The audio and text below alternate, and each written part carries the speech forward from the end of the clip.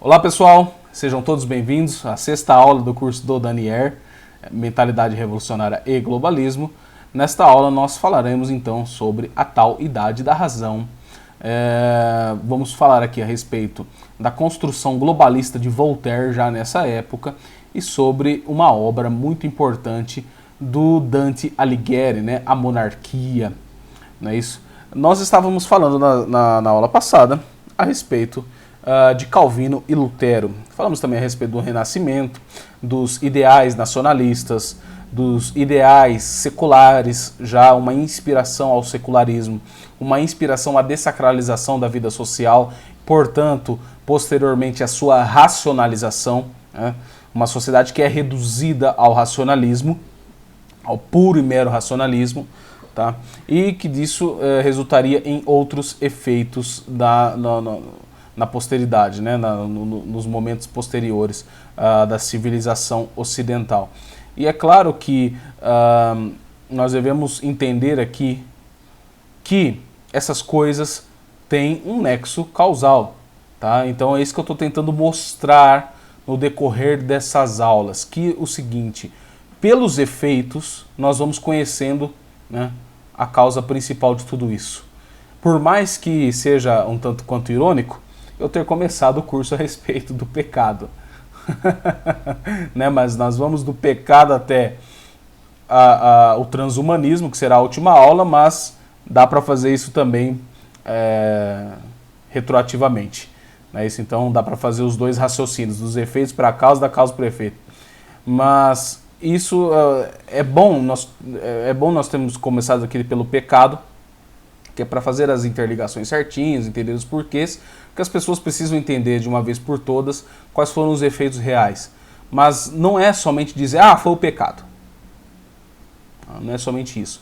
Então, se você quiser estudar os efeitos mesmo, com mais detalhes, terá de se aprofundar. Então a intenção é esta mesmo. E fazer, muitas vezes, um processo anamnético, processo de análise cultural, de influência, que esses personagens históricos, muitas vezes eles não fizeram. Como foi o caso de Calvino e Lutero, que nós conversamos na última aula. Eles não poderiam prever todos os efeitos das suas ações. Eles não poderiam prever esse processo de dessacralização completa da vida social. Calvino não poderia prever. Quando eu disse na última aula a respeito do processo de secularização, tanto da justificação pela fé como da predestinação calvinista, vocês acham que Calvino pôde prever isso? Ele não pôde prever. Tá? Porque, assim, se o homem, como dito, a inteligência é falha, o pecado virou a depravação total, não há mais volta, a matéria é decaída 100%, e ele só pode justificar-se pela fé em Deus, por uma fé interior. Bom, quando esse aspecto ele é dessacralizado, ele é secularizado, o que nós temos? O homem apenas pode justificar-se pelos seus desejos, pelos seus sentimentos. Nós temos o subjetivismo completo. Tá?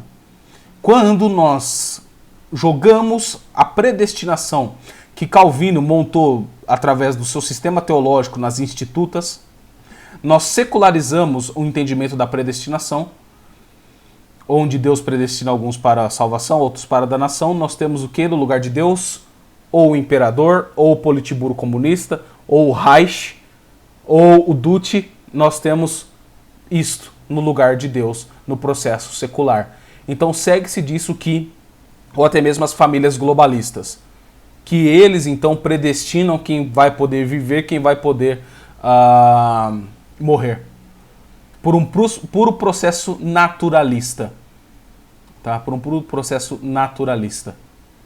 E é claro que essas aporias, essas quimeras que eles retiraram muito da teologia protestante, retiraram da católica também, até porque os erros dos frades franciscanos culminaram no erro da reforma, que culminou no processo de secularização, né? Que retiraram dessa teologia protestante e E é claro que isso acabaria combinando em diversas correntes de pensamento. Diversas correntes de pensamento. Cada um falando que a salvação vem de um lado. Um vem falando que a salvação vem pela libertação sexual. Outro vem falando que vem pelo Estado. Outro vem falando que vem pela raça. Outro falando que vem pelo proletariado global. Outro vem falando que é pela razão. Outro vem falando que é pelo desejo. Outro vem falando que é pelas sociedades secretas. Outro vem falando que é pelo esoterismo. Então, quer dizer, você tem uma heterodoxia completa no processo de dessacralização da vida social. Portanto, o fideísmo, neste caso, ele é elevado a um nível monumental. Mas, ora, Daniel, isso não é meio contraditório dizer que no processo de dessacralização o fideísmo é elevado? Sim, pode ser contraditório, mas ele é real. Porque quanto mais as pessoas afastam-se das verdades da fé, das verdades substanciais da fé, elas têm que crer em qualquer coisa. E a crença delas nessas coisas tem que ser infinitamente mais forte que na própria transubstanciação, que na própria presença de Deus no mundo. A crença delas tem que ser infinitamente maior. Como, por exemplo, crer nas leis da física. Todo mundo sabe que leis não criam nada.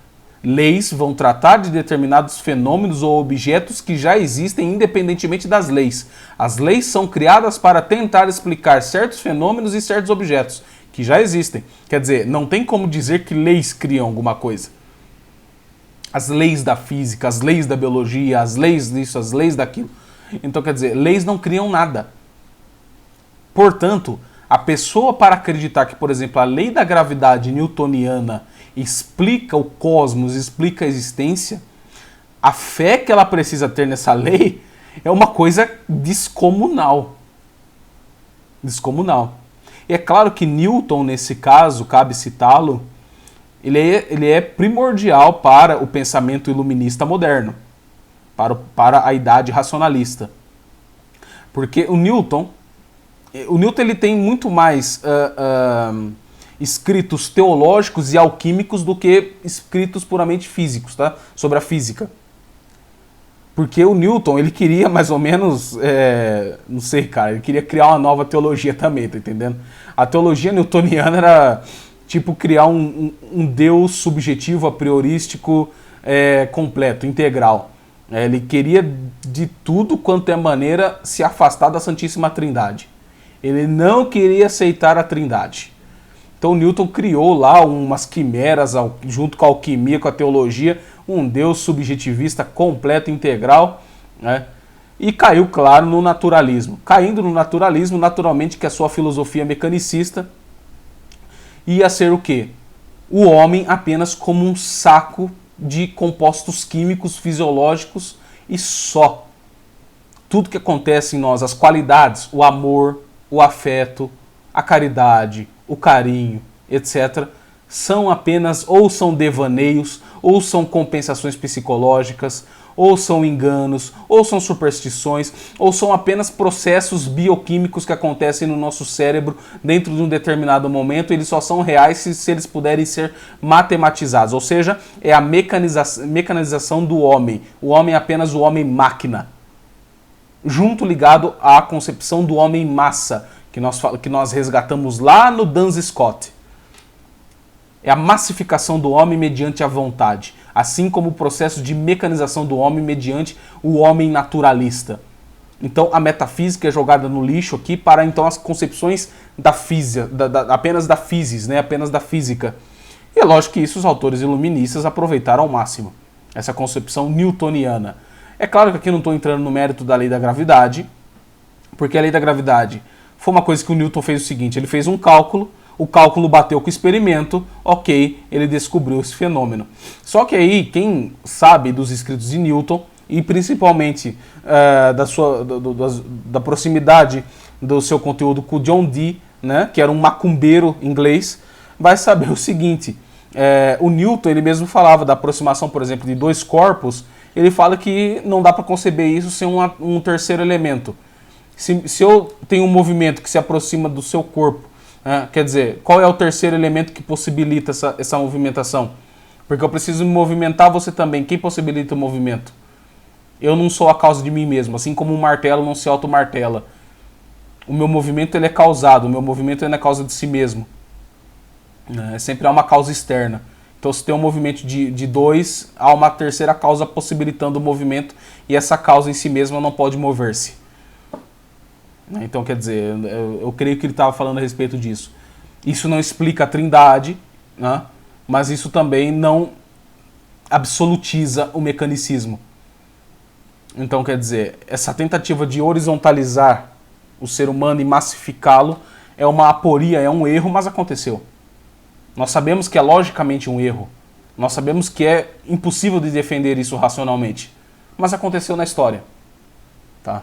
Então assim, Daniel, mas eu discordo disso porque é impossível conceber uma coisa... São absurdos, Daniel, é tudo absurdo isso aí. É lógico que é um absurdo, mas aconteceu. Aconteceu na história humana, é por isso que nós estamos aqui. Né? Então eu sei que é absurdo pensar, por exemplo, num homem apenas como máquina.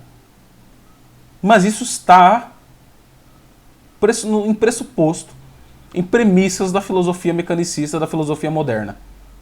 E dessa concepção newtoniana, vão sair diversas outras concepções. Nós temos diversos autores do período iluminista, cada um com sua corrente filosófica. Aí nós temos que entender, o iluminismo ele é completamente heterodoxo.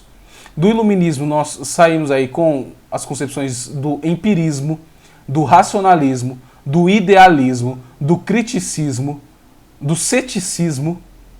Então nós temos diversos ismos que são derivados dessa idade da razão. Tudo isto para tentar alocar o homem dentro de uma explicação que é completamente mais incompleta e fideísta que a filosofia cristã, que é montada dentro de uma base sólida, lógica, muito apropriada. Né? E é proporcional à nossa inteligência. E é inteligível.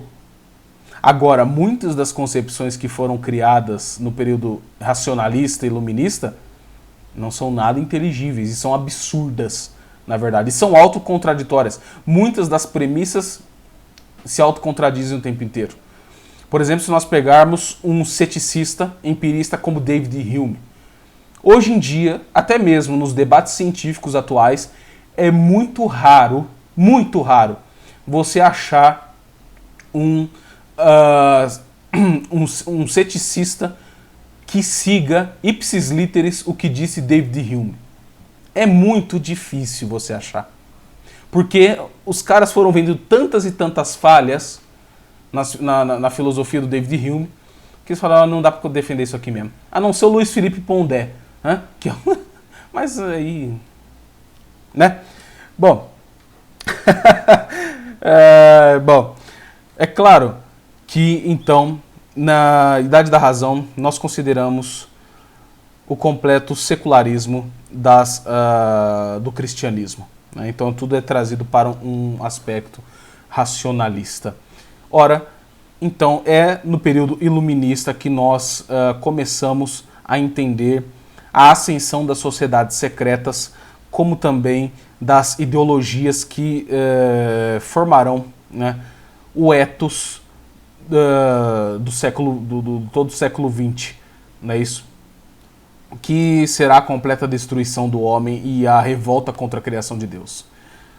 Com Lutero, nós tivemos a revolta contra a igreja e contra o clero, né? De uma determinada maneira.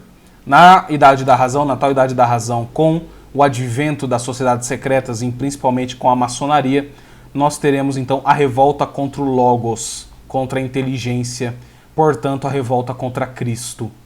E no século XX, com o morticínio, o genocídio causado por tantas aporias e erros filosóficos humanos, nós teremos a revolta contra a criação de Deus.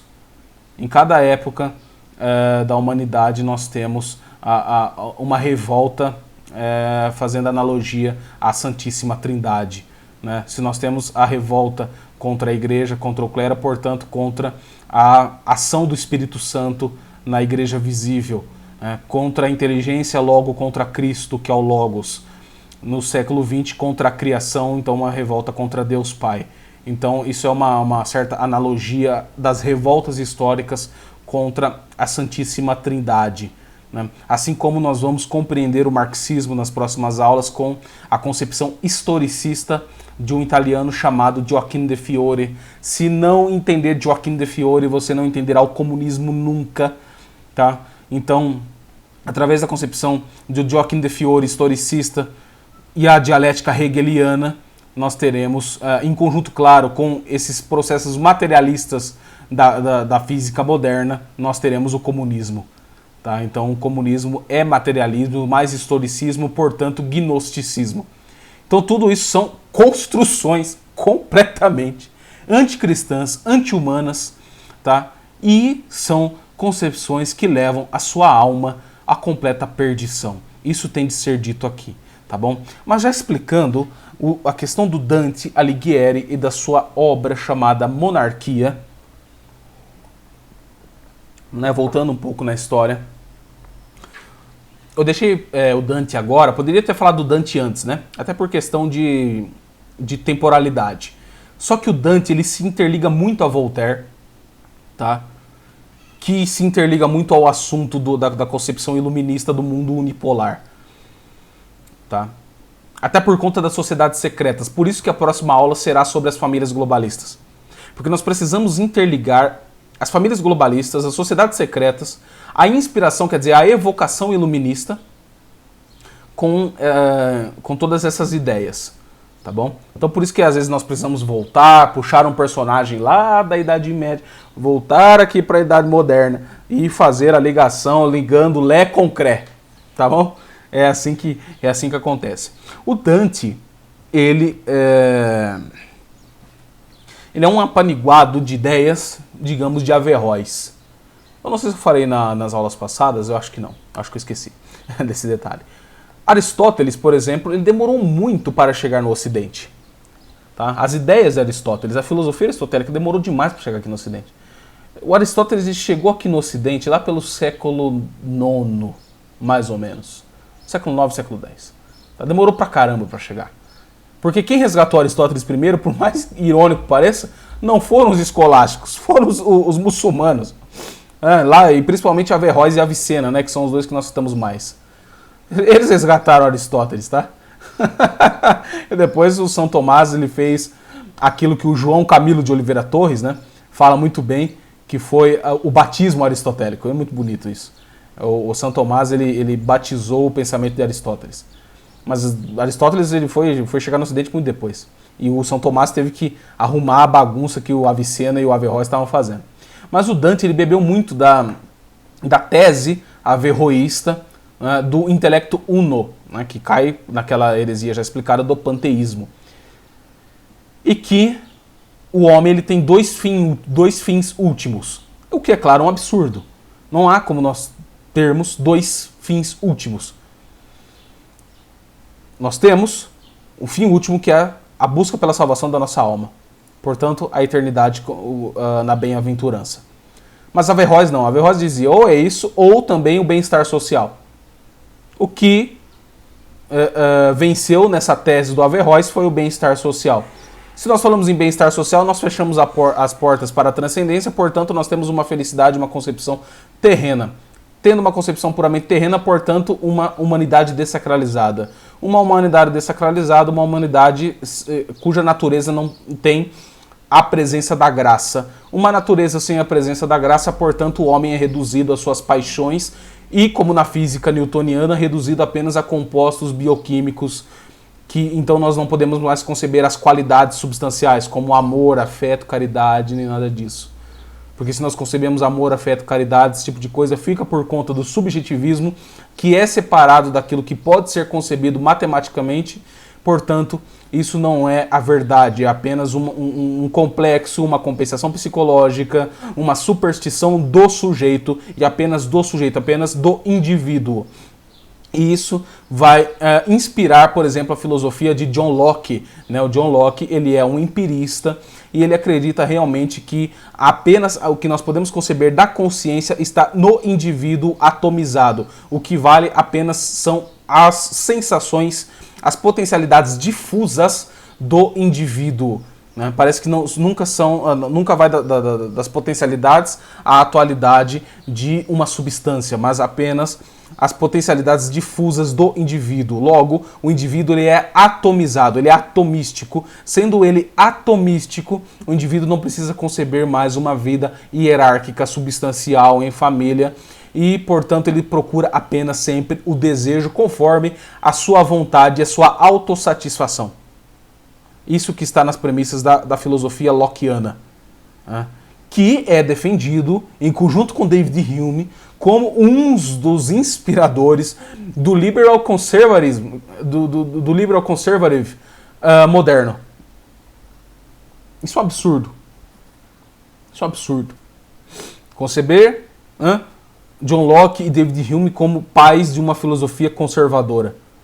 E aí, faço a pergunta: vocês estão conservando o quê? Ao que parece, conservando a revolução. São conservantistas da revolução. Não é isso? Como dizia o filósofo espanhol Miguel Ayuso. Se são conservadores, são conservantistas da revolução liberal.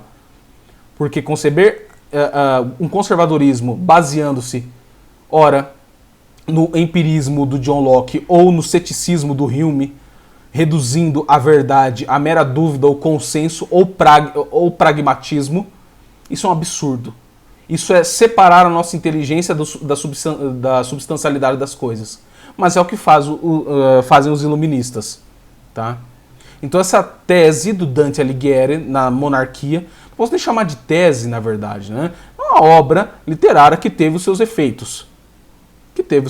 Né? Já é uma tese fechada, não é? É uma obra literária que teve os seus efeitos no iluminismo, principalmente em Voltaire. Mas, como eu disse, o iluminismo é muito heterodoxo. Ele nos levará, por exemplo, a concepções do Jean-Jacques Rousseau, de que o homem nasce bom, mas a sociedade o corrompe, quando na verdade nem ele mesmo era bom, ele era um depravado. Né? O Rousseau, ele era um tarado, né? Ele era um tarado, assim como o Voltaire. Eram dois tarados, viciados. Né? Nenhum dos dois tinha essa concepção boazinha, né? Essa concepção positiva do ser humano natural, sem a graça.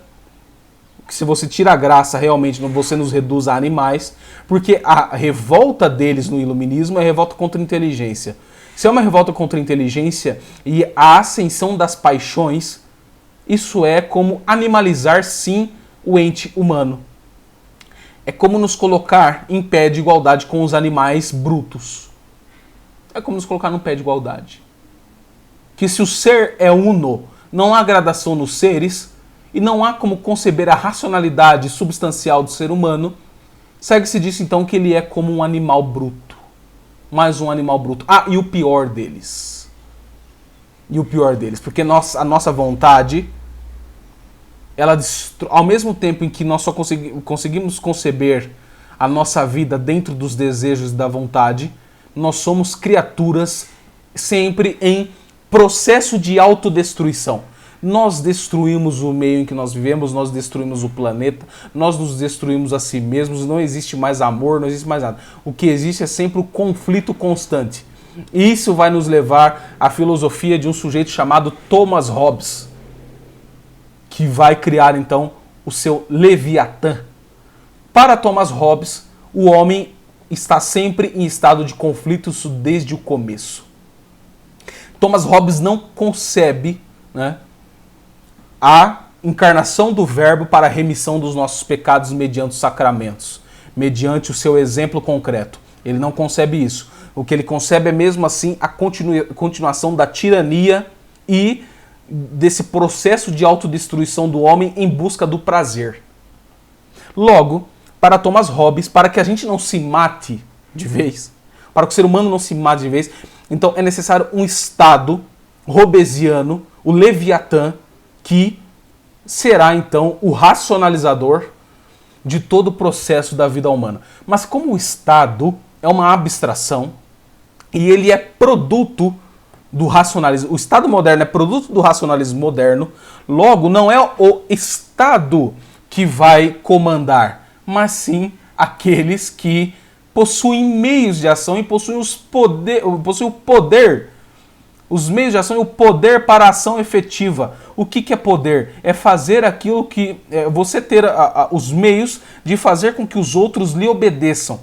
O poder que você tem de persuasão ou meios, muitas vezes, militares, coercitivos, de fazer os outros te obedecer, lhe obedecer. Isso é poder. Tá? Então, o que eles falavam a respeito do Estado é uma abstração. O que eles estão falando é o seguinte: nós estamos no comando. Então são sempre os intelectuais que estão manipulando. E aqueles que têm o poder da casta guerreira, da casta militar, que então dominam, através desses pressupostos, toda uma civilização, toda uma sociedade. Então é lógico que o Hobbes, quando ele postula que o Leviatã é o Estado que vai ser o racionalizador, ele está dizendo que alguém vai ter que comandar. E aí nós temos a abertura para a elite global, através da tese hobbesiana. Assim como nós veremos, né, tanto em Rousseau, né, através do contratualismo, que até hoje eu não sei onde está esse contrato, o contrato social. Vocês já viram esse contrato? Eu nunca assinei nenhum contrato social, até hoje eu não sei onde está o contrato. Ah, nós vamos fazer tudo por contrato. Mas qual contrato? Onde está esse contrato? Estou aqui com 27 anos, nunca vi esse contrato social do Rousseau. Vocês já viram em algum lugar isso aí? Será que esse contrato social do Rousseau passou correndo aí na frente de vocês? Não sei. Eu nunca vi esse contrato do Rousseau até hoje, é uma coisa muito cômica. Né? Eu nunca vi reduzir a humanidade ao mero empirismo. O que é empirismo? São as coisas que são observáveis através dos sentidos. Através da visão. E através de todos os sentidos. Só que a concepção do empirismo não pode ser concebida empiricamente. Você não pode observar o empirismo. Ou vocês já viram essa proposição do empirismo correndo por aí também e você observa com seus sentidos a proposição empirista. Você não o faz empiricamente. Eu nunca vi o contrato social do Rousseau, assim também como nunca vi o empirismo. Assim como o ceticismo levado às suas últimas consequências não é um ceticismo. Você não pode, dentro do ceticismo, defender uma posição cética. Você toma uma posição de fato e essa posição não é cética, ela é objetiva. Então você fica acima do próprio ceticismo. Nenhum dos pressupostos filosóficos do iluminismo podem ser levados às suas últimas consequências. Porque eles são autocontraditórios, eles se autodestroem, como eu falei. Eles não podem ser levados a sério. Assim como as teorias de percepção do iluminismo. A percepção de que nós não conhecemos a verdade, mas o que nós conhecemos são representações. Se são representações, então quem disse isso não foi uma pessoa, mas foi uma representação dela. Se alguém falar para você que você não conhece a verdade conforme a emissão do objeto e conforme a sua adequação ao mesmo objeto, mas diz que você apenas só conhece uma representação, então cabe a essa pessoa dizer que ela está falando isso para a sua representação e não para você. Ou, se essa pessoa está falando que isso é verdade, então ela não precisava nem dizer isso, bastava ela mandar só a representação dela. Então as portas estão fechadas para tudo. É a confusão generalizada desta época que vai culminar nas revoluções. Porque não temos como conceber racionalidade nisto. Daniel, toda a época do iluminismo é um absurdo, um grande absurdo. A filosofia moderna é um absurdo. Por mais que, claro, você tem coisas interessantes nesses autores, existem algumas coisas que eles falam que são verdadeiras, que acontecem. Né? É claro que sim, é lógico que sim. É lógico que de alguma maneira eles tentaram buscar entender alguma coisa, né? Nem todos eles eram tão sacanas assim. Né? Voltaire era um sacana, Rousseau era sacana. Né? E naquela época havia muito carreirismo já. Como aconteceu com Kant. O Kant, ele era um profissional do negócio, tá entendendo? Para ele não interessava tanto a atitude contemplativa, né? Já eram carreiristas, esses caras já trabalhavam com isso, já ganhavam dinheiro com isso, já ganhavam bens com isso. Alguns eram aristocratas, né? Alguns queriam fazer apenas contraponto à igreja mesmo, que é o que parece que fez o Descartes, né? Outros foram pagos para pensar dessa maneira, para fazer esse tipo de coisa. Tinha de tudo naquela época. Então, se você não entender o contexto, os interesses, né, lembrando que os interesses dessa época eram muito complexos. Os interesses dessa época eram o quê? Uma emancipação do homem com Deus. Portanto, a busca pelo poder. E a afirmação desse poder. E ali, meu amigo, vale tudo. Que é o processo revolucionário. O processo revolucionário vale tudo. Então tinham alguns ali que os interesses não eram contemplativos ou em busca da verdade, mas os interesses eram realmente de cunho pessoal, cunho social e poder. E poder. Que é o que acontece com Voltaire quando ele entende a monarquia de Dante Alighieri. Toda a construção globalista do o Voltaire, ele odiava o cristianismo. A começar, o Voltaire não era um filósofo. Ele tinha algumas peças artísticas, ele tinha alguns comentários, algumas peças artísticas, algumas coisas assim. Algumas, ele era um cara escrevia muito bem, Voltaire escrevia muito bem, muito inteligente, né? No sentido de fazer bem as coisas que ele fazia com competência. Né? Escrevia muito bem, como dito. Era um sujeito muito criativo, tá? Mas utilizou para a ausência de bem. Utilizou para a sacanagem. O Voltaire, ele odiava o cristianismo. Esse é o fato. Ele era eminentemente revoltado contra o logos cristão. Contra o ethos cristão. Ele era revoltado contra isso. O Voltaire, ele tinha a intenção de destruir o cristianismo e destruir todos os seus pressupostos.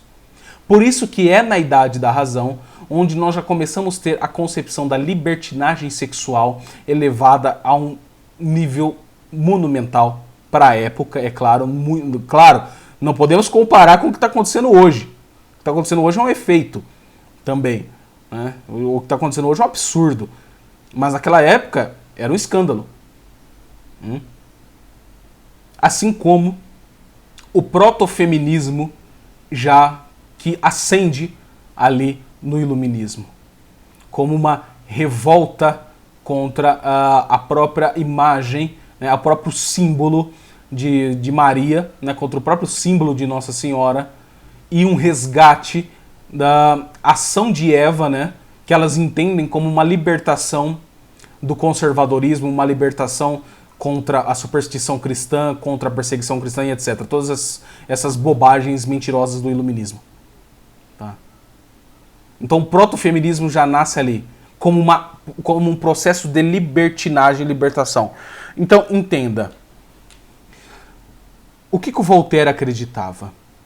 O Voltaire, ele acreditava que o mundo, então, né, como eles tentaram fazer um império cristão, e o império cristão acabou se dissolvendo durante a história, o Voltaire falou, olha, não dá para fazer um império cristão, mas dá para a gente fazer um império humano, um império humanista. Dá para nós criarmos aqui alguns métodos morais, que logicamente que ele mesmo estaria no comando desses métodos morais, ele e a sua trupe, né? E esses métodos morais, então, serão os racionalizadores da vida humana. Portanto, nós temos a oportunidade de criar como se fosse uma religião civil, uma religião do homem desperto, do homem racional, do homem que procura o progresso mediante a razão. Então o homem, através do progresso tecnológico, do progresso econômico, do progresso racional, do progresso sentimental, do progresso isso, do progresso aquilo, ele vai se autodeterminando e se autoconhecendo até chegar no cume da razão e na paz terrena. Nem preciso dizer quantas pessoas morreram por essa busca aí, tá? Quantas pessoas tiveram que morrer por causa disso. Lembra daquele processo de secularização dos predestinados? Pois é. Ah, não, você não serve para o nosso mundo perfeito. Degola esse cara aí. Que é o que aconteceu na Revolução Francesa, que já está encostando, né? Já está próxima. Ali. Ah.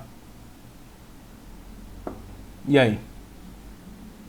Não é isso? Então, quando o Voltaire ele quer construir essa concepção globalista, ele reduz o cristianismo a mera construção social, a mera construção racionalista, por busca de prazeres. Agora entenda uma coisa. No que isso vai culminar? Quando nós vemos, por exemplo, o casamento. O casamento, entendido como no cristianismo, ele é um sacramento. Certo? O casamento é um sacramento. É a união de duas pessoas, que nessa união de duas pessoas nós temos uma forma, é um encontro de duas almas humanas, que prometem diante de nosso Senhor Jesus Cristo que amar-se-ão por toda a vida. Na riqueza, na pobreza, amar-se-ão por toda a vida. Na doença, em todas as situações da vida. Prometem diante do Senhor que vão se amar. Diante de todos os aspectos mutáveis da vida. Utilizei esse exemplo na aula sobre Ockham e Scott, né? A mulher que no dia está de TPM, está com diversos sentimentos, mas que ainda é uma pessoa, ainda é uma alma humana. Então o casamento é a união de duas almas humanas que estão buscando a eternidade, estão buscando a bem-aventurança. Então o desejo maior do casamento é claro que, além de ter muitos filhos, que são criaturas de Deus, né, que vão continuar esse processo, é claro que é a busca de um pelo outro e também da sua cria, dos seus filhos, a criação deles para Deus. Então, quer dizer, isso é para toda a glória de nosso Senhor. Então isso era a ordem da família, isso que formava a polis. Agora, no mundo da razão, onde o homem está desperto, o homem racional é livre para fazer o que bem entender conforme a sua vontade, o casamento não é mais um sacramento, porque ele foi desacralizado. O casamento é uma prisão que impede a liberdade e a vontade do homem de se autossatisfazer. Então o casamento é uma prisão. Ele tem que acabar esse negócio. O casamento tem que acabar. Porque ele impede que você tenha a possibilidade de se libertar e de conseguir, assim, fazer todos os seus desejos sexuais. De ser um taradão. Os iluministas queriam que você fosse um taradão. Porque se o casamento não é mais um sacramento, não tem mais o porquê do ser do casamento. Então você apenas quer se libertar, então você quer ser um taradão. Assim como foi Voltaire e o Marquês de Sade. O Marquês de Sade, que é um personagem que nós já vamos comentar aqui. Então você tem que ser um taradão. Não existe amor, o que existe é o desejo. Ora, por que eu tenho que ficar preso se o casamento é uma construção social e essa construção social impede o meu desenvolvimento, o meu progresso como pessoa? Impede a minha liberdade absoluta. Ora, que se exploda o casamento? Eu quero mais é viver na putaria? Eu quero mais é ser um taradão? Se eu sou um ser que apenas posso conceber desejos, mas por que eu não posso, então, realizar o meu desejo com um animal? Por que eu não posso realizar o meu desejo com uma criança? Por que eu não posso realizar o meu desejo abusando à força de uma mulher? Por que eu não posso realizar o meu desejo com outro homem? Por que eu não posso realizar o meu desejo mais animal, forçando outro homem a fazê-lo? Por que eu não posso fazer isso? Por que eu tenho amarras morais, religiosas? Que nada. Eu sou um ser atomístico. Eu sou o cara. Eu posso fazer o que eu quiser. E aí é a libertinagem e o naturalismo nas suas últimas consequências que são derivadas do pensamento iluminista. E não me venham dizer que isso não são efeitos reais que nós não observamos empiricamente hoje. Assim como naquela época, com o nascimento do protofeminismo, com o nascimento da emancipação do homem do casamento, com a emancipação da mulher no casamento, com a emancipação do papel da mulher no lar, não venham me dizer que isso não é verdadeiro. Que não venham nos dizer que isso não é verdadeiro.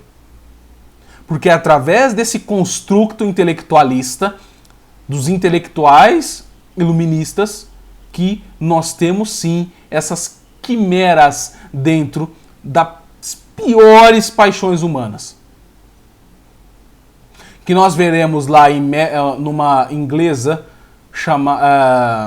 agora salvo engano, não sei se é francesa ou inglesa, tá?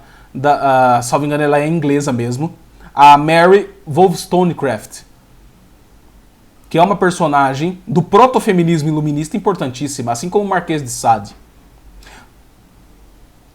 Então, entendendo aqui, para entrarmos em Marquês de Sade e na Mary Wollstonecraft, entendendo aqui, eu nem ia falar da Mary nessa aula, acabei de lembrar dela, tá?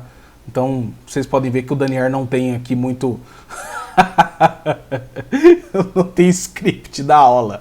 Eu tô falando aqui que tá vindo o que tá aqui na minha cuca, eu nem lembro. Eu vou comentar da Mary Wollstonecraft porque ela veio na cabeça. Então, ela veio aqui agora, nem tava no pensamento aqui, mas apareceu. Aqui é assim, tá? As aulas são espontâneas mesmo. Então, nós vamos comentar a respeito da Mary Wollstonecraft e eu quero mais é que ela se... né? Bom, vamos lá. Entendendo aqui, então, essa construção globalista que o Voltaire tirou direto ou indiretamente da monarquia Dante, que nós temos a mesma ligação, que depois vai culminar lá nas Nações Unidas em 1945. Nós podemos observar a monarquia de Dante naquele tempo na ONU, hoje em dia. A tentativa de criar um mundo unipolar, sendo racionalizado pelas famílias globalistas, ou seja, por aqueles que querem o bem-estar social. Mesma coisa.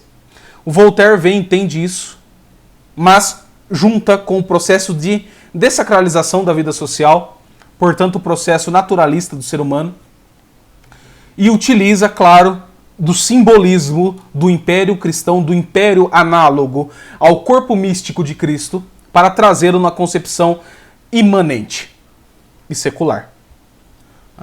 Então entenda-se isso.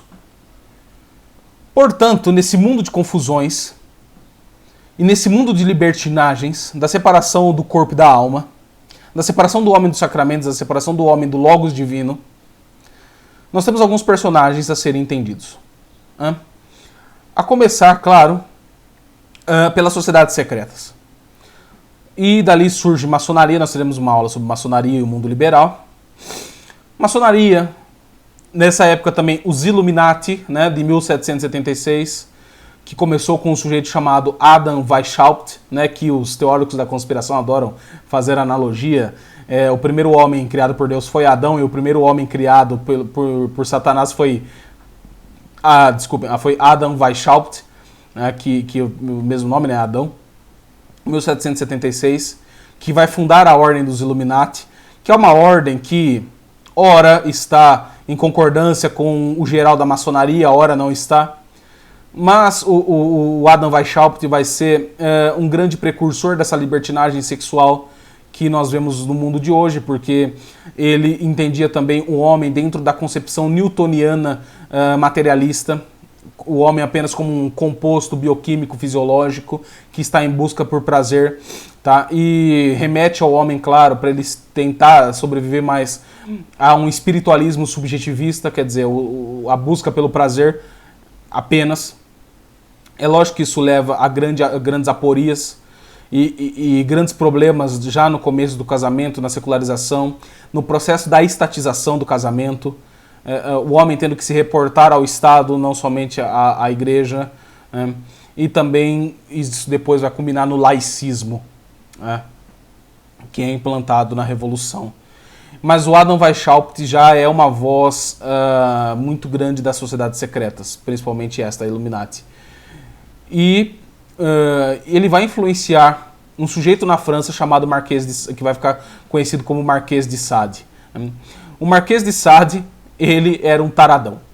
Ele era um taradão depravado, que levou a libertinagem sexual a um nível também estrondoso. Ele era adepto de surubas em prol da libertação da alma. Exatamente isso que ele era. Ele era, assim, completamente favorável às surubas. Não tinha esse negócio de fidelidade, não tinha esse negócio de amor, não tinha esse negócio, nada pro Marquês de Sade. Para ele, o que interessava era o prazer acima de tudo. Acima de tudo. Né? E aquela época já era uma época pré-revolucionária, que vai embasar muito da Revolução Francesa, né, onde as paixões desenfreadas vão levar à revolução, vão levar ao desejo, vão levar à sanha de poder. E quem não estiver afim de participar dessa nova vida maravilhosa, liberta, democrática, terá a sua cabeça degolada pela guilhotina. Terá a sua cabeça arrancada na guilhotina. É assim que funciona. E é assim que pensava Marquês de Sade. O que vale é o prazer a todo custo, tá? O que vale é um prazer a todo custo. E o Marquês de Sade, ele foi um grande leitor do Voltaire. Ele entendeu o Voltaire. Ele entendeu as revoltas do Voltaire. Ah, mas Daniel, por que Voltaire ele é tão assim revoltado? Agora sim, eu tenho aqui separado algumas citações do Voltaire, em algumas cartas que ele escreveu, como por exemplo a carta da Lambert, né? Ele escreveu também, ele trocou cartas com o Frederico II, que é rei da Prússia, tá? Que era o rei da Prússia na época, em 1767, muito próximo da Revolução Francesa, tá? Que são o seguinte, vejam, ele escreve um lamento aqui, nas suas cartas a da Lambert, onde ele fala, né, que o seu negócio mesmo é odiar a Deus e trabalhar para fazê-lo odiado. Ele queria trabalhar para fazer Deus ser odiado, para ofender a Deus mesmo. É sem dúvida por isso que ele escrevia mais frequentemente, com mais intimidade do que a todos os seus outros adeptos. Então, quer dizer, ele queria procurar nego louco, igual a ele, para odiar a Deus. E vejam que Frederico II, rei da Prússia, escrevia para o Voltaire. Um trecho aqui. E percebi, e como eu, outros que os lugares onde há mais conventos de monges são aqueles em que o povo está mais cegamente preso à superstição, que eles acreditavam que era o cristianismo. Então a luta deles contra os mosteiros, né, contra os seminaristas, inclusive a infiltração nos seminários era uma coisa monumental, né, os conventos, etc. Não há dúvida de que, se você conseguir destruir esses asilos de fanatismo, o povo se tornará um pouco indiferente e morno a respeito dos objetos que atualmente são os de sua veneração.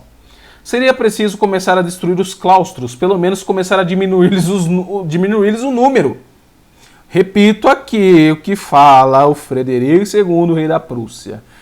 Seria preciso começar a destruir os claustros, pelo menos começar a diminuir-lhes o número.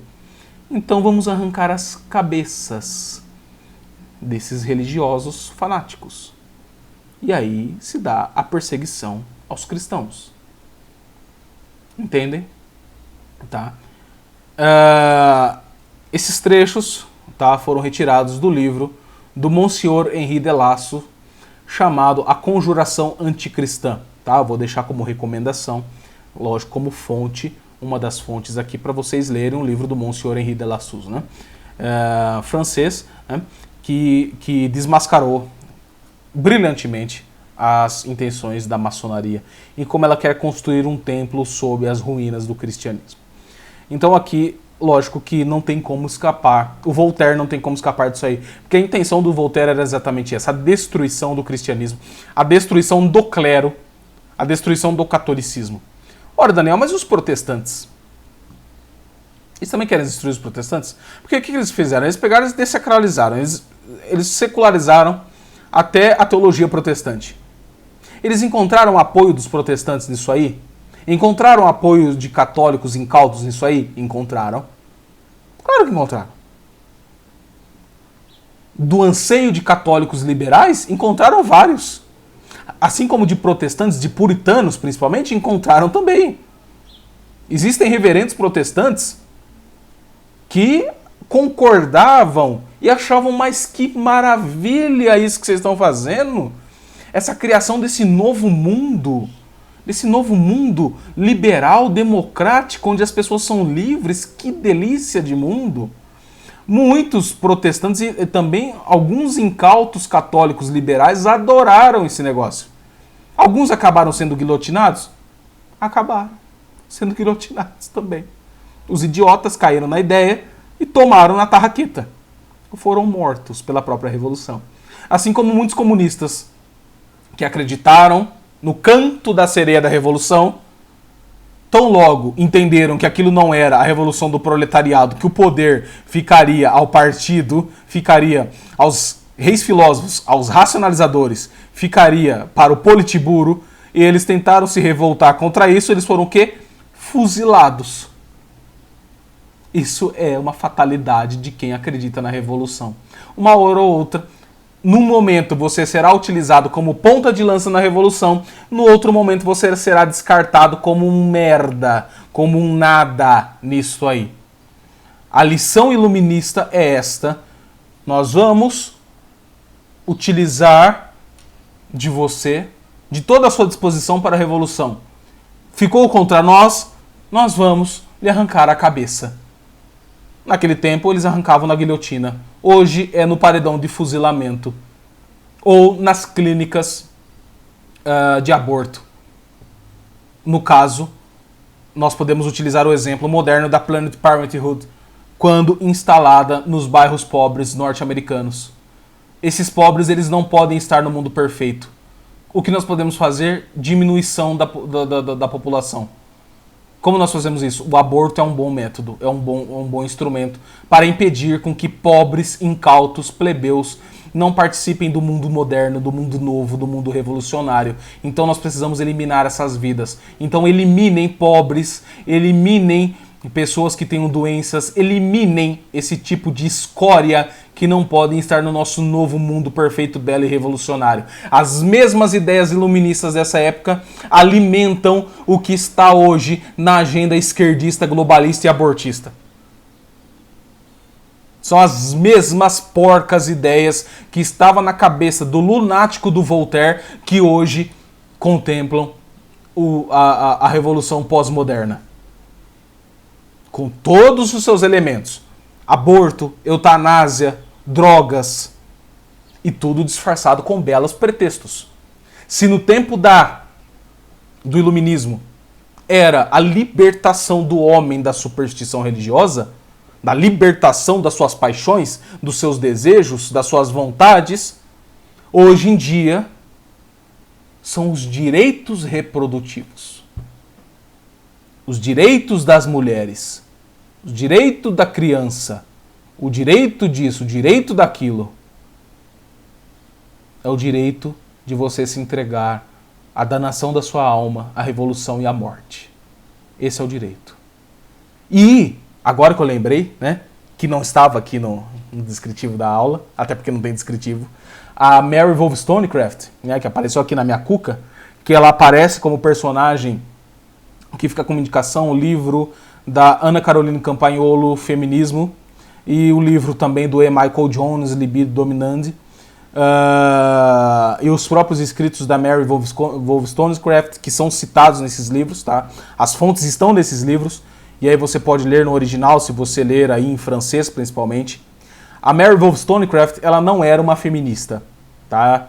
Ela dividia muito das opiniões do Edmund Burke a respeito de quando ele já está analisando ali a Revolução, tá? Quando ele escreve as suas reflexões sobre a Revolução Francesa, ela tem algumas discordâncias com Edmund Burke, mas ela carrega ali a mesma essência moral do Burke, né? Onde ele inaugura neste livro o pensamento conservador moderno, mas já baseando-se numa moral a priori, já baseando-se em coisas que eu não concordo muito, mas não é aqui a questão no curso. Mas ela concorda com o Burke de que a revolução não é o melhor caminho, beleza, isso está certo, né? Revolução não é o melhor caminho, não dá para fazer uma mudança abrupta em todo o corpo social, que não existe esse negócio de liberdade acima, como princípio. A liberdade ela nunca pode ser um princípio, porque ela é embasada no ser racional, né? Isso, pensar que a liberdade ela é um princípio, ela é um erro, né? Ela se autodestrói. Quer dizer, todas as críticas que o Burke faz, falando que o que mais interessa, muitas vezes, o homem ele não pode ser retirado dos seus aspectos históricos, culturais, e que a prudência deve ser basilar para tanto. O homem ele não é um ser atomístico, ele nasce dentro de um corpo social, não é isso? E, claro, que nas sociedades tradicionais, aqui sou entusiasta e sou mesmo a melhor analogia ao corpo místico de Cristo, aos sacramentos, né? A vida ligada à ordem, a ordem da graça, né? Isso quer dizer, tudo isso o Burke fala, só que agora já dentro de uma concepção moderna do conservadorismo. E a Mary Wollstonecraft concorda com muitas coisas disso. Ela tem escritos a respeito disso, só que ali nos escritos da Mary Wollstonecraft, ela tem algumas experiências amorosas, e aí são experiências pessoais, tá? Não são experiências intelectuais, são experiências reais, que mudam a sua concepção de vida. Ela está vivendo nessa época em que os homens já não estão procurando respeitar o seu casamento. Existem já falhas grotescas no casamento, porque essas ideias foram espalhadas como corretas. E assim, como se fosse absurdo. Como assim você é casado? Isso acontecia. Mas como assim você está no casamento, nessa prisão, cara? Você precisa se libertar disso aí, ué. Precisa se libertar. O que vive você tem que ser um taradão. O taradão. Então a Mary Wollstonecraft, mesmo defendendo algumas ideias muito corretas, ela teve experiências reais com esses homens que usaram dela apenas como objeto, a objetificação da mulher, já que foi esquecido novamente, como nos tempos antigos, que o homem e a mulher são compostos de corpo e alma. Portanto, as qualidades fazem parte intrinsecamente do ente. Então, segue-se que a mulher não é só um objeto sexual. Ela não é só um objeto, ou desculpem o termo aqui como é utilizado, um depósito de esperma. Que como ela foi começada as mulheres foram começadas a serem tratadas pelos revolucionários. Foi exatamente isso. Sendo assim direto. Porque se não concebe-se mais o amor, a caridade, como já falei, e o sacramento do casamento, então a mulher é só um objeto sexual. É só ver, por exemplo, na história do Trotsky, na história dos revolucionários comunistas, como eles enxergavam a mulher apenas como um alívio sexual para a revolução. Era ter relação sexual com a mulher e descartá-la, jogá-la fora. Era apenas um alívio, um descanso para o processo revolucionário. E os filhos, etc. Abandone-os. Os filhos são efeitos porcos, não interessa. E ela acabou se relacionando com homens assim.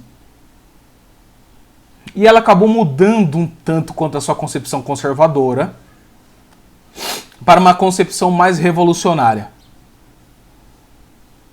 da alma, do corpo, do papel da mulher.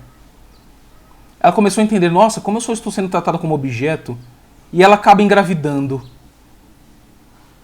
E o homem do qual ela acaba engravidando, ele é um revolucionário. Ela acaba engravidando, o cara cai fora, porque ela foi para a França estudar de perto o movimento revolucionário, sentir o movimento revolucionário francês. Acabou engravidando, o cara vazou, largou ela lá.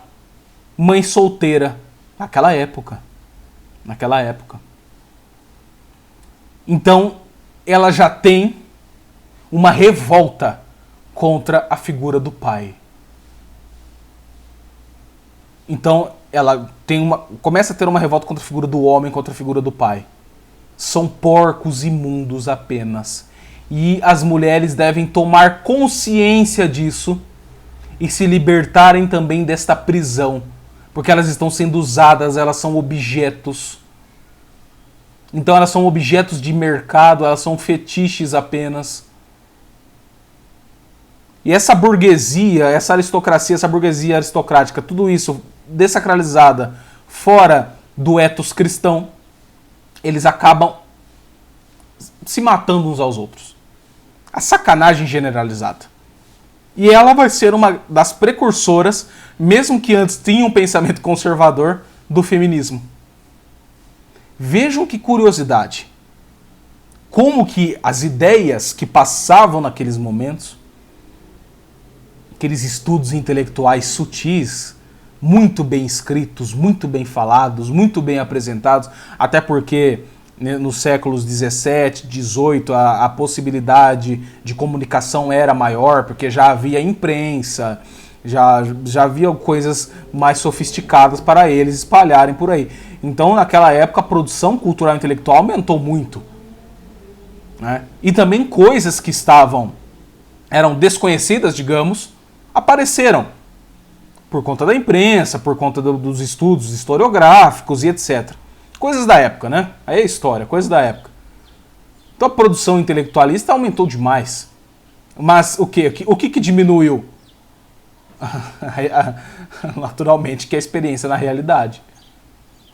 Muitos foram levados à abstração, né? Ao mundo abstrato, ao mundo ideal. E que esse mundo ideal poderia ser utilizado na realidade. Então eles escreveram coisas e viveram outras. Muitos deles. E ela foi um exemplo que me apareceu aqui, porque eu li no livro do Michael Jones, assim como no livro da Campagnolo, da professora Campagnolo. Ela foi uma personagem que me apareceu agora porque ela exemplifica e ilustra muito bem para todos nós os resultados dos ideais iluministas. Ah, Daniel, mas e a questão do avanço das ciências modernas, da tecnologia, do mercado? Tudo isso, de fato, de uma determinada maneira aconteceu, é claro que sim. É inegável que sim. É inegável que as ciências tecnológicas, que as ciências empíricas, que as coisas foram ficando mais fáceis, a medicina avançou muito nessa época. É lógico, eu não estou falando disso. Eu estou falando das evocações revolucionárias que fazem com que nós hoje fiquemos um tanto quanto... Mas que absurdo é este aqui? Então, para entender o absurdo disso aí, você tem que remontar toda a história. Você não consegue derivar o absurdo apenas das suas próprias influências pessoais. Você precisa buscá-las, muitas vezes, lá nos tempos, lá da carochinha, que é o que nós estamos fazendo aqui no curso. Então, eu não estou negando aqui esses avanços técnicos, que é o que nós também precisamos comentar. Esses avanços técnicos foram feitos, que advém lá da concepção de administração e controle da sociedade dos tempos antigos. Isso foi feito, naturalmente que foi, mas que, desde quando esses avanços tecnológicos, assim como os avanços da medicina, os avanços das ciências foram alcançando patamares mais altos, os meios de ação de controle também. Não é isso? Até chegarmos nos dias de hoje. Hoje nós temos o quê? Carros que andam sozinhos, nós temos naves, nós temos drones, nós temos celulares que filmam em 4K e não sei o quê. Nós temos toda a tecnologia, nossa, parece que nós comandamos tudo, né? Nós comandamos tudo. Tudo dentro de um sistema globalizado, onde hoje o Estado moderno tem acesso a tudo a respeito de você. Os caras podem bloquear tudo a seu respeito. É digitar o número do seu cadastro de pessoa física na Receita Federal, pum, pum, pum, digitou lá, bloqueio. Você não faz mais nada. Você depende hoje do sistema financeiro monetário, você depende do sistema, de diversos sistemas criados pela burocracia moderna, e essa burocracia moderna, dentro dos interesses de poder de determinados grupos, eles mandam, eles fazem. E o povão, o grande povão, como sempre, está à mercê das decisões desses grandes conglomerados. Então hoje, com o avanço da tecnologia, como aconteceu desde aquela época, onde eles falavam que o cristianismo era superstição, quando na verdade o cristianismo inventou todo o método científico, né? A teoria do Big Bang foi feita por um católico, né? O Georg Lamaistre, né? Um católico. A Igreja Católica criou os hospitais, os leprosários, as artes, a cultura, deu sentido para tudo isso, criou toda uma civilização. Mas tudo isso foi esquecido para a nova civilização, um novo modelo de império, uma nova idealização de império, o império da técnica, o império do homem massa, o império do homem máquina. Então é a substituição completa. Aí sim nós temos o processo revolucionário em toda a sua concepção, a mudança profunda em toda a sociedade mediante a concentração de poder, que vai culminar uma das revoluções mais sangrentas, que é a Revolução Francesa, que é uma caça aos cristãos, é uma caça ao clero, com a ajuda de católicos traidores e protestantes que eram assim entusiastas da Revolução Liberal, em conjunto com os revolucionários franceses. E daí nós temos a concepção moderna de direita, de esquerda, girondinos e jacobinos, ambos dentro de uma dialética que à época era controlada pelas sociedades secretas, a saber, a principal delas pela maçonaria. Mas isso nós vamos ver mais na aula sobre o mundo unipolar e os efeitos da Revolução Liberal. Tá? Então vamos, cada aula, cada coisa com o seu cada qual. Tá? Mas são consequências. Então, para entender os iluministas, né, e suas diversas heterodoxias, é preciso entender o que precede eles, o que acontece ali, né, as suas principais evocações, que é o que nós estamos pegando aqui, e prosseguindo para entender o processo revolucionário. Então, o feminismo que hoje nós vemos, o feminismo não é uma criação da esquerda, tá, gente? O feminismo é um efeito do processo de secularização, de dessacralização da vida social, da racionalização da vida social, portanto, da separação do homem com a sua verdadeira causa, do homem com a sua verdadeira substancialidade, e isso vai derrocando em todos os aspectos da vida. No direito, né? Porque o direito agora já não é mais concebido como a lei natural impressa na alma do homem, e o homem apreende isso racionalmente, mas o direito como uma vontade do homem, como produto da vontade, assim como as leis como produto da vontade, tudo como produto da vontade acima da razão. Então o direito, as leis, os meios de ação de poder, tudo, as relações interpessoais, tudo priorizando a sacanagem.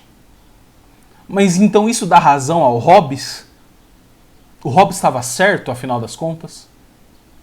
Em dizer que o homem é o lobo do homem, contraditando São Tomás, que fala que o homem é amigo do homem?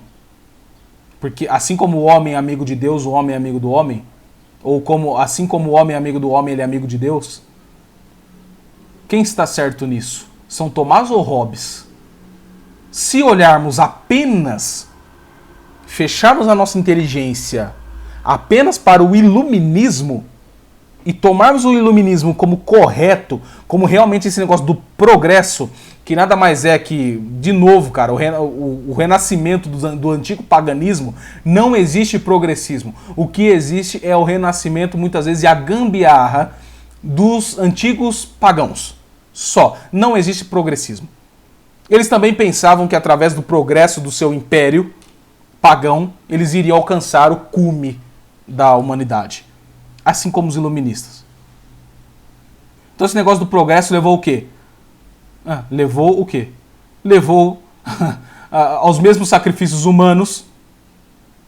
Troca-se os sacrifícios humanos para deuses pagãos pelo aborto. Troca-se os antigos reis que entendiam o cosmos de maneira literal pela aristocracia, pelos revolucionários ou pelos reis liberais, né, das monarquias seculares, ou pelos novos republicanos revolucionários. É só você trocar um personagem pelo outro, você tem a explicação. Né? Se você ficar focado apenas no iluminismo e tomar aquilo como certo, naturalmente você vai concordar com Hobbes. Agora, se você voltar na história e ver tudo que foi construído em toda a civilização ocidental pela analogia do corpo místico, baseando-se na doutrina, na sã doutrina que foi muito baseada na doutrina de São Tomás de Aquino, você verá que São Tomás está infinitamente mais certo do que Hobbes. A não ser que você possa apenas conceba realmente nós, seres humanos, como um saco de compostos bioquímicos, fisiológicos, e aí você concordará com Hobbes mesmo. Mas eu tenho muita pena da sua alma. Tenho muita pena da sua inteligência, que não consegui conceber o que foi feito anteriormente de tão belo, ordenado e de correto que foi feito na civilização ocidental, e você conceber apenas o que os revolucionários iluministas pensavam. Não. Que a senha deles era poder, era domínio mesmo. Domínio. Alguns efeitos foram positivos, como essa questão da tecnologia que nós estamos falando, tecnologia, avanço medicinal e etc. Lá, naturalmente, que o homem fez grandes coisas, mas iria fazê-lo de qualquer maneira.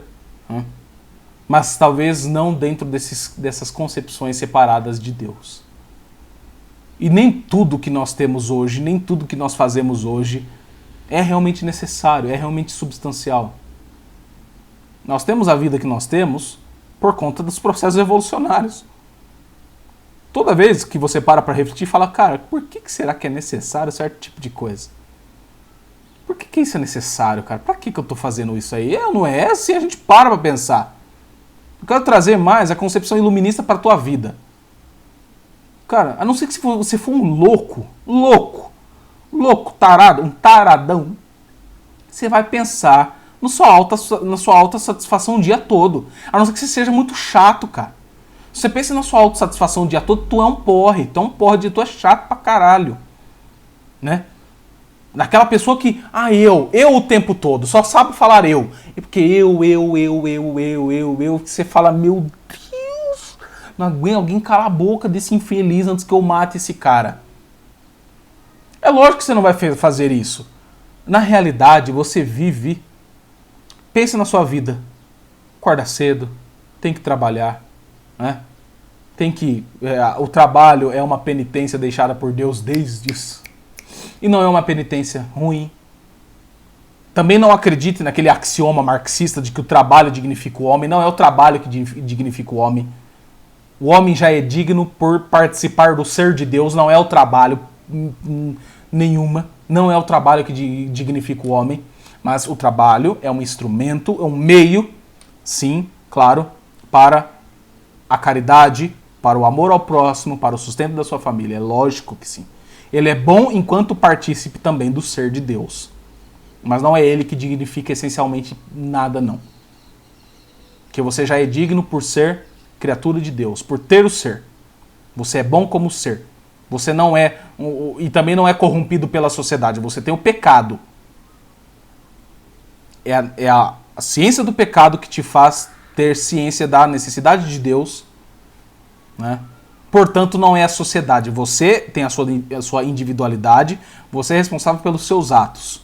Não é a sociedade que te corrompe coisíssima nenhuma. Você é dono do teu nariz, sim, até certo ponto, é responsável e é livre para atuar. Né? Então esse negócio do Rousseau aí não cabe em lugar nenhum. Mas naturalmente que no seu dia a dia, você não vai viver como um aristocrata iluminista. Você não vai viver como ele. Você não vai viver o seu tempo todo pensando na sua autossatisfação, a não ser que você seja muito chato. A não ser que você seja um porra de pessoa.